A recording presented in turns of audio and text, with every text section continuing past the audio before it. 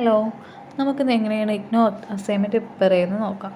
ഫസ്റ്റായിട്ട് അതിൽ വെക്കേണ്ട പേപ്പർ എന്ന് പറയുമ്പോൾ നമ്മൾ ഏത് സെക്ഷൻ അഡ്മിഷൻ സൈക്കിൾ അറിയാൻ വേണ്ടിയിട്ട് നമ്മൾ ക്വസ്റ്റ്യൻ പേപ്പർ എടുക്കുമ്പോൾ തന്നെ അതിൻ്റെ കൂടെയുള്ള ഫസ്റ്റ് പേപ്പറാണ് അതിൽ വെക്കാറുള്ളത്. അതിനുശേഷം സെക്കൻഡ് ഇഗ്നോയുടെ ഫ്രണ്ട് പേപ്പർ, അതിനുശേഷം ക്വസ്റ്റ്യൻ പേപ്പർ വെക്കണം.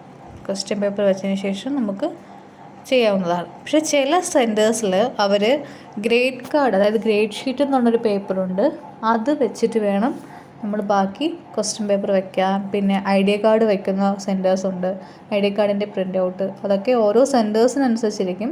അതിൽ ഓരോ സെൻറ്റേഴ്സ് എങ്ങനെയാണ് ഇൻസ്ട്രക്ഷൻ തരുന്നത് അതനുസരിച്ച് വേണം നമ്മൾ അസൈൻമെൻറ്റ് വയ്ക്കാം.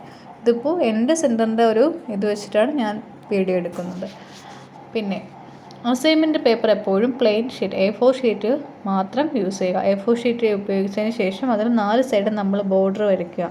അല്ലാതെ അസൈൻമെൻറ്റ് പേപ്പറിലല്ല നമുക്ക് അസൈൻമെൻറ്റ് എഴുതാൻ അവർ പറഞ്ഞിരിക്കുന്നത്.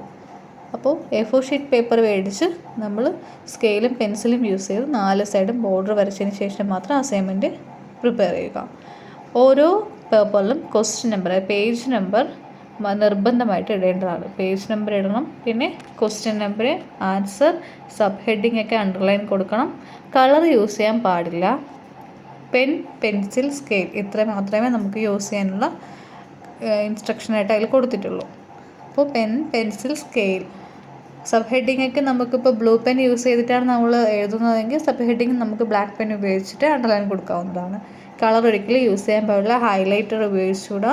ചില സെൻറ്റേഴ്സിൽ ഹൈലൈറ്ററൊക്കെ യൂസ് ചെയ്യാമെന്ന് പറഞ്ഞിട്ടുണ്ട്, ചില സെൻറ്റേഴ്സിൽ അത് യൂസ് ചെയ്തുകൂടാം.